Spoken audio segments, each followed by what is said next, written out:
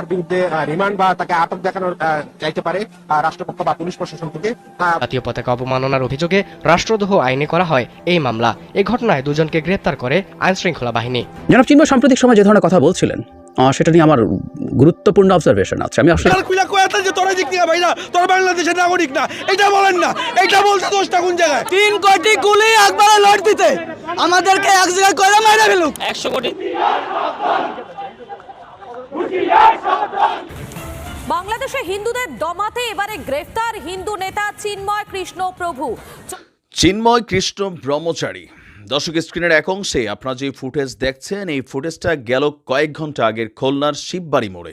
আমি কোনো রক্তপাত চাইনি, আমি চাইনি এখানে খুন খাবি হোক আর লাশ পড়ে। আন্দোলনের নামে জনগণের অরাজকতার সৃষ্টি।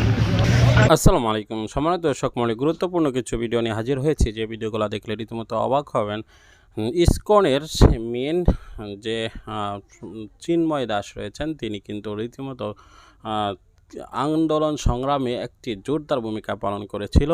আর তাকে ইতিমধ্যে গ্রেপ্তার করায় ভারত থেকেও কঠিন হুঁশিয়ারি বার্তা আসছে এবং ভারত থেকেও কঠিন চাপ সৃষ্টি করছে বাংলাদেশের অন্তর্বর্তীকালীন সরকারের উপর। বিস্তারিত দেখাবো যে তাকে গ্রেপ্তার করাকে কেন্দ্র করে হিন্দু সম্প্রদায় যেভাবে খুবই রাগান্বিত হয়ে মাঠে নেমেছে। আসুন কথা না বাড়িয়ে সম্পূর্ণ ভিডিওটি। বর্ডার খুলে কয়াতে যে তোরা জিততে ভাই না, তোরা বাংলাদেশের নাগরিক না, এটা বলেন না, এটা বলতে দোষটা কোন জায়গায়? 3 কোটি গুলি একবারে লট দিতে আমাদেরকে এক জায়গায় করে মেরে ফেলুক। 100 কোটি সনাতনী জনগণ জাতিসংঘের মাধ্যমে এবং আন্তর্জাতিকভাবে এই মুক্তির দাবিতে সোচ্চার হবে। বাংলাদেশের নাগরিক হিসাবে এতটুকু প্রতিবাদ করার অধিকার কিন্তু আমাদের নাই। সনাতনীদের উপরে এরকম হামলাটা কারা করতেছে? কারণটা কি? আমরা কি কোনো গ্যাঞ্জাম করতে আসছি? আমরা এখানে উপস্থিত যারা আছি, কারো হাতে কি কোনো অস্ত্র আছে, কোনো বাস আছে, কোনো লাঠি ছোটা আছে? আমাদের উপরে হামলাটা কেন কারা করতেছে? আমরা কোনো কি অন্যায় করছি এখানে? আমরা কি আমাদের সাধারণ প্রতিবাদটুকু করতে পারবো না? সে অধিকারটাও কি নাই? যদি না পারে তাহলে বর্ডার খুলে কয়াতে যে তোরা জিততে ভাই না, তোরা বাংলাদেশের নাগরিক না, এটা বলেন না, এটা বলতে দোষটা কোন জায়গায়? এই সামান্য এটা কি নাই? আমরা বাংলাদেশের নাগরিক হিসাবে এতটুকু প্রতিবাদ করার অধিকার কিন্তু আমাদের নাই। আইন শৃঙ্খলাকে বলেন 3 কোটি গুলি একবারে লট দিতে আমাদেরকে এক জায়গায় করে মেরে ফেলুক। সারা বিশ্বের সনাতনী জনগণ এটি নিয়ে দুঃখে এবং ক্ষোভে ফেটে পড়েছে এবং বর্তমানে 64 জেলায় এই নিয়ে বিক্ষোভ এবং আন্দোলন শুরু হয়ে গেছে।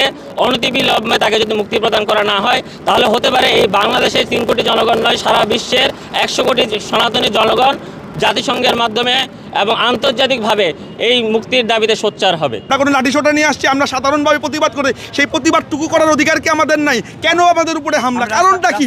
আমরা কি এখান থেকে কি কোনো কারোর কোনো ক্ষতি করছি? কারোর কোনো তাহলে আমাদের উপরে হামলা করার উদ্দেশ্যটা কি? কারণটা কি? কি বুঝাইতে চায় এই প্রশাসন আমাদের, এই রাষ্ট্র আমাদের কি বুঝাইতে চায়? বাংলাদেশের সনাতনী জনগণ বৈষম্যহীন একটি বাংলাদেশ গড়ার জন্য যে আজকের যে সরকার, সেই সরকারের যে লক্ষ্য ছিল বৈষম্যহীন বাংলাদেশ গড়ার, মার্কিন যুক্তরাষ্ট্রের নির্বাচিত প্রেসিডেন্ট তিনি কিভাবে বাংলাদেশের সনাতনী জনগণের উপর নির্যাতন, শুধু সনাতনী জনগণ না, বাংলাদেশের হিন্দু, খ্রিস্টান, বৌদ্ধ এবং সমতলে যারা পাহাড়ে যারা রয়েছে তাদের উপরে যে নির্যাতন হয়েছে তার রিপোর্ট তার কাছে রয়েছে এবং তার প্রেক্ষিতে তিনি এই বাংলাদেশের সনাতনীদের নির্যাতনের উপরে বিভিন্নবার তিনি টুইট করেছেন এবং আন্তর্জাতিক মহলে বাংলাদেশের সনাতনীদের উপরে শান্তি শৃঙ্খলা বজায় রাখতে তিনি আহ্বান জানিয়েছেন।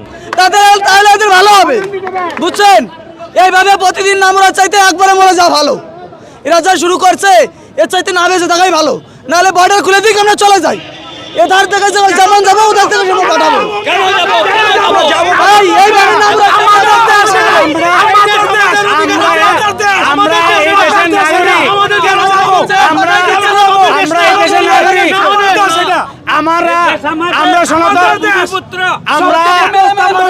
আমরা এই দেশের নাগরিক, আমাদের সবার মতো বাঁচার অধিকার আছে। আমরা পরিবর্তনকারী দেশে আছে, ওরাই দেশের ভাড়াটিয়া। এদের পূর্বপুরুষের নাম ছিল গোপাল, এখন নাম হয়েছে অমুক তমুক। ওরাই এই দেশের ভাড়াটা, আমরা ভাড়াটা না। আমরা সনাতনী, এই দেশ আমাদের। রাষ্ট্রপতি মনে করে বাংলাদেশে হিন্দুদের দমাতে এবারে গ্রেফতার হিন্দু নেতা চিন্ময় কৃষ্ণ প্রভু। চট্টগ্রাম যাওয়ার পথে ঢাকা বিমানবন্দর থেকে তাকে গ্রেফতার করে বাংলাদেশ পুলিশের গোয়েন্দা শাখা। চিন্ময় প্রভুকে গ্রেফতারের খবর ছড়িয়ে পড়তেই বিক্ষোভে উত্তাল চট্টগ্রাম। সনাতনের ওপর অত্যাচারের আঁচ এসে পড়ছে এপার বাংলাতেও। চিন্ময় কৃষ্ণকে জামিনে মুক্তি না দিলে সীমান্তে আন্দোলনের ডাক দিয়েছেন বিরোধী দলনেতা শুভেন্দু অধিকারী।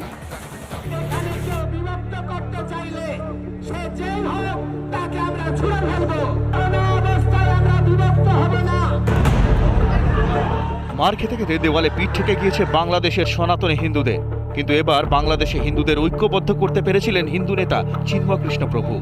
সম্প্রতি রংপুরের মহাসমাবেশে হিন্দু ঐক্যের সেই ছবি দেখা গিয়েছে। এখানে গায়ে জ্বালা ধরেছে মৌলবাদীদের।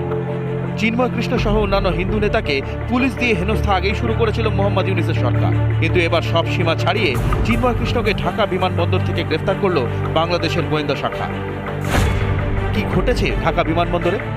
ফোনে কথা বলছিলেন চিন্ময় কৃষ্ণ প্রভু। গোয়েন্দা আধিকারিকরা ফোন কাটতে চান। ধস্তাধস্তি হয় চিন্ময় কৃষ্ণ প্রভুর সঙ্গে। জোর করে গাড়িতে তোলা হয় চিন্ময় কৃষ্ণকে।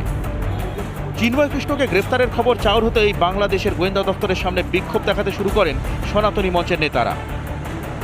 অপরদিকে চট্টগ্রামেও প্রতিবাদে পথে নামে সনাতনীরা। সময় পেরোনোর সঙ্গে সঙ্গেই বাড়তে থাকে ভিড় ও স্লোগান। সনাতনীদের কণ্ঠরোধ করতে হামলা চালায় মৌলবাদীরা। কোথাও পুলিশ লাঠিচার্জ করে, কোথাও আবার মৌলবাদীদের লাঠির ঘাই রক্ত ঝরল প্রতিবাদী সনাতনীদের। এদিকে চিন্ময় কৃষ্ণ প্রভুকে গ্রেফতারের আজ এপার বাংলাতেও এসে পড়েছে। অবিলম্বে চিন্ময় প্রভুকে মুক্তি না দিলে সীমান্তে আন্দোলনের ডাক দিয়েছেন বিরোধী দলনেতা শুভেন্দু অধিকারী। চিন্ময় কৃষ্ণ দাস প্রভুকে অবিলম্বে নিঃশর্ত মুক্তি দেওয়ার দাবি করছি। আগামীকাল যদি ওনাকে বেল না দেওয়া হয়, মিছিল প্রতিবাদী কলকাতা এবং বাংলার বুকে করতে হবে এবং প্রয়োজন হলে আমাদের বাংলাদেশ বর্ডার এলাকাগুলোতে অবরোধ অবস্থান, ধর্ণা, রাস্তায় শুয়ে পড়ে প্রতিবাদ। এটা শুধুমাত্র হিন্দুদের স্বার্থ রক্ষার লড়াই নয় বা চিন্ময় কৃষ্ণ দাস প্রভুকে জামিনে মুক্তি করার লড়াই নয়, বাংলাদেশের হিন্দুদের অস্তিত্ব রক্ষার লড়াই। বাংলাদেশে ছাত্র আন্দোলনের নাম করে শেখ হাসিনাকে উৎখাত, তারপর সংখ্যালঘু হিন্দুদের ওপর নির্বিচারে হামলা। আইন শৃঙ্খলা রক্ষায় পুরোপুরি ব্যর্থ মোহাম্মদ ইউনূস। অরাজকতার এই বাংলাদেশে আর কতদিন অত্যাচারিত হবে হিন্দু? রিপাবলিক বাংলা। ছাত্র সংঘর্ষে উত্তপ্ত বাংলাদেশ। ঢাকায় একাধিক কলেজে পড়ুয়াদের মধ্যে বিক্ষোভ। ঢাকার ডক্টর মাহবুব রহমান মোল্লা কলেজে ভাঙচুর, ধরিয়ে দেওয়া হলো আগুন, লুট করা হলো কলেজে। ছাত্রদের সংঘর্ষ এড়াতে ব্যর্থ ইউনূস প্রশাসন।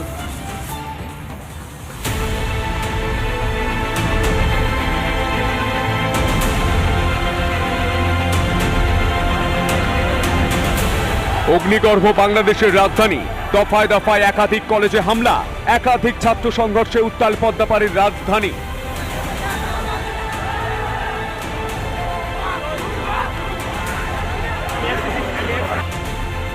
সোমবার ঢাকার ডক্টর মাহবুব রহমান মোল্লা কলেজে হামলা চালায় একদল পড়ুয়া। ব্যাপক ভাঙচুর করা হয় কলেজ ভবনে, আগুন ধরিয়ে দেওয়া হয় কলেজে, চলে দেদার লুট।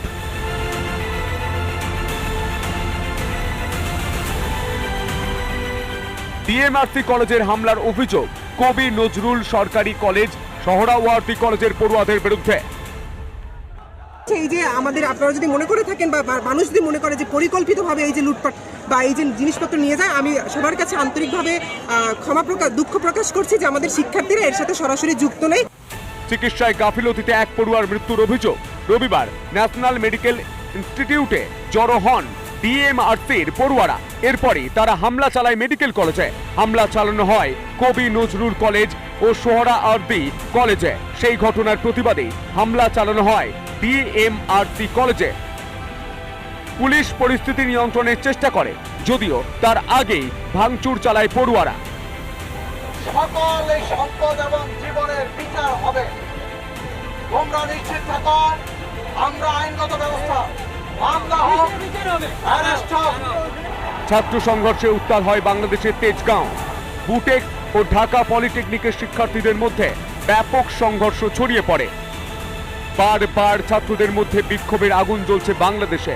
বিক্ষোভ থামাতে ব্যর্থ ইউনূস প্রশাসন। ছাত্র আন্দোলনের নাম করে যে ষড়যন্ত্র শেখ হাসিনাকে গদিচ্যুত করেছিল, সেই ছাত্র বিক্ষোভে কি এবার হবে ইউনূসের পতন?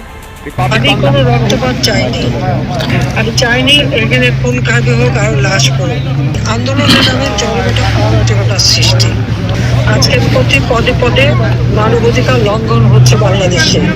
যখন আমরা উন্নয়নশীল দেশ হিসেবে পর্যায়ে পেলাম, আত্মসামাজিক উন্নয়ন থেকে বাংলাদেশ এগিয়ে যাচ্ছে, বাংলাদেশের মানুষের জীবনে শান্তি নিরাপত্তা আমরা নিশ্চিত করতে সক্ষম হয়েছি।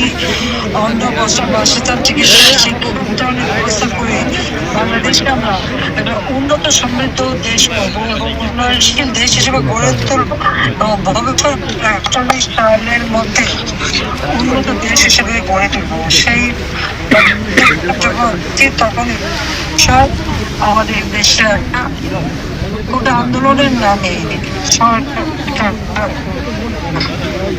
এবং এরই একটা পর্যায়ে যখন আমরা আন্দোলনে আলোচনা করে যারা ছাত্র সমাজের সমস্ত দাবি মেনে নিলাম, তখন তারা এক দফা দাবিতে চলে গেল। শুধু তাই না, সেই সময় আমরা দেখলাম কয়েকটি হত্যা হলো। যখন 6টা হত্যা হলো, আমি তখনই একটা জুডিশিয়াল এনকোয়ারি কমিটি করে দিলাম। এই হত্যাকাণ্ড কেন ঘটলো, কিভাবে হলো, কার দ্বারা হলো এবং কারা দায়ী সেটা বের করতে। দুর্ভাগ্যের বিষয় হলো যে একের পর এক এই ধরনের অগ্নিসংযোগ, হত্যাকাণ্ড এইসব ঘটনা ঘটতে শুরু করলো। 2024 সালের 7 থেকে 15 জুলাই পর্যন্ত ছাত্ররা যে আন্দোলন করছে, তখন কিন্তু কোনো ধরনের পুলিশি বাধা বা কোনো কিছু করা হয়নি। কিন্তু যখন অগ্নিসংযোগ, এই হত্যাকাণ্ড শুরু হয়, তখনই আমরা দেখি যেটা অস্বাভাবিক পরিস্থিতির সৃষ্টি করছে। সেই মেট্রো রেল থেকে শুরু করে, বিটিভি ভবন থেকে শুরু করে প্রতিটি জায়গায় আগুন দেওয়া, পোড়ানো, মানুষের ঘর পড়ানো, এইভাবে মানুষ হত্যা করা। আমরা আমাদের জুডিশিয়াল কমিটি কিন্তু তদন্ত শুরু করলো। দুর্ভাগ্যের বিষয় হলো যে এই আন্দোলনের নামে জনগণের অরাজকতার সৃষ্টি। একটা পর্যায়ে এমন একটা পরিস্থিতি হলো, আমি কোনো রক্তপাত চাইনি, আমি চাইনি এখানে খুন খাবি হোক আর লাশ করুক, আমি সরে আসতে বাধ্য হলাম। দেশে শান্তি আসবে, কিন্তু তা আসেনি। আজকে প্রতি পদে পদে মানবাধিকার লঙ্ঘন হচ্ছে বাংলাদেশে। দর্শক, সম্পূর্ণ ভিডিওটি দেখলেন, বুঝতে পেরেছেন ভিডিওটি গুরুত্বপূর্ণ ছিল এবং গুরুত্বপূর্ণ ভিডিও আপনাদের মাঝে উপস্থাপনা করলাম। বর্তমান সময়ে সমসাময়িক আপডেট টপিক, সেটা হলো চিন্ময় দাস, তেনাকে গ্রেপ্তার করা হয়েছে। ইসকনের মেন একজন পূজারী ছিল, তিনি গ্রেপ্তার করার পরেই চাঞ্চল্যকর অবস্থা সৃষ্টি হয়েছে। ইসকনের তিনি দায়িত্বরত ছিলেন এবং ইসকনবাসীদেরকে নিয়ে, ইসকনের সমর্থক ব্যক্তিদেরকে নিয়ে তিনি জোরদার আন্দোলন গড়ে তুলেছিল। আর সেই আন্দোলন একটি হুমকির মুখে দাঁড়িয়েছিল। বর্তমান সরকার তাকে গ্রেপ্তার করার উদ্দেশ্য হলো বাকস্বাধীনতা নয়, কিন্তু তারা দাবি করছে যে আওয়ামী লীগের এজেন্ডা বাস্তবায়ন সে করছিল, টাকা খেয়ে নাকি সে এরকমটি করছিল, এমনটি দাবি। আর সেই